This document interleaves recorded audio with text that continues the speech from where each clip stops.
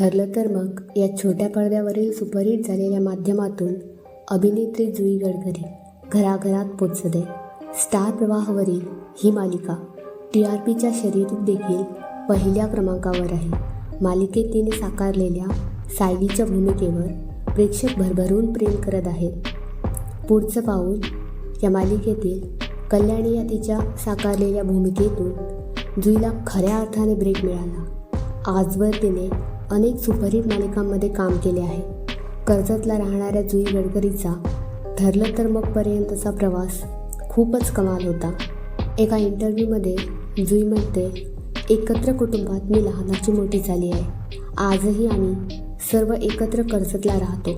माझं शिक्षण नवी मुंबईत नेरूळमध्ये झालं. त्यावेळी कर्जतला चांगल्या शाळा नसल्याने नेरूळला आत्याजवळ मी राहायला गेले. उल्हासनगरच्या CHM कॉलेजमध्ये पुढील शिक्षण मी पूर्ण केले. माझं लहानपण खूप संगीतमय गेलं.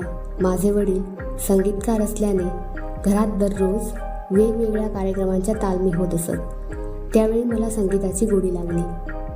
कुटुंबाबद्दल बोलताना जुई म्हणते, एका चांगल्या आणि एकत्र कुटुंबात माझा जन्म झाला. भारतीय संस्कृतीतील एकत्र कुटुंब पद्धत ही गोष्ट मला खूप आवडते. पूर्वी कर्जतला आमचा वाडा होता. वाडा पाडून पुढे त्याचीच सोसायटी केली गेली. आम्ही सगळे गडकरी याच सोसायटीमध्ये राहतो.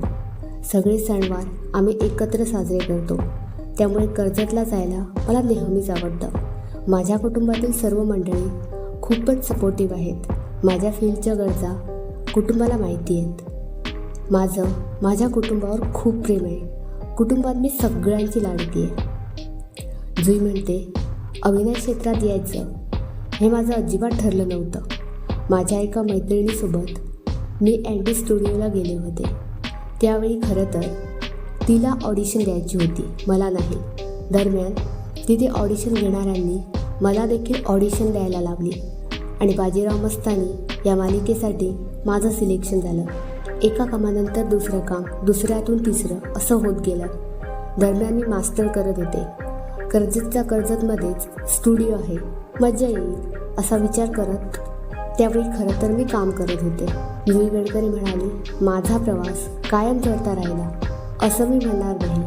तब्येतीच्या कारणाने मध्ये 3 वर्षे मी गॅप घेतला होता.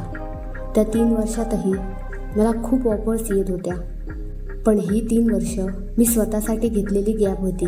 पण तरीही माझा प्रवास चढता राहिला असं चाहत्यांना वाटतं. याचं श्रेय देखील त्यांनाच जातं. प्रत्येक कलाकार, प्रत्येक व्यक्ती मेहनत करत असतो. प्रामाणिकपणे काम करण्यावर माझा विश्वास आहे. पण प्रेक्षकांनी आपल्याला स्वीकारणं आणि पसंती देणं हे खूप महत्त्वाचं आहे. 3 वर्षांच्या गॅपमध्ये मी संपूर्ण स्वतःला वेळ दिला. जुई पुढे म्हणाली, या क्षेत्रातलं माझं फॅमिली बॅकग्राऊंड नव्हतं. तरी देखील मेहनत करायची, कामे मिळवायची. माझ्या नशिबाने मला चांगली कामे मिळत गेली. इंडस्ट्रीत काम करून आता मला 13 वर्ष पूर्ण झाली.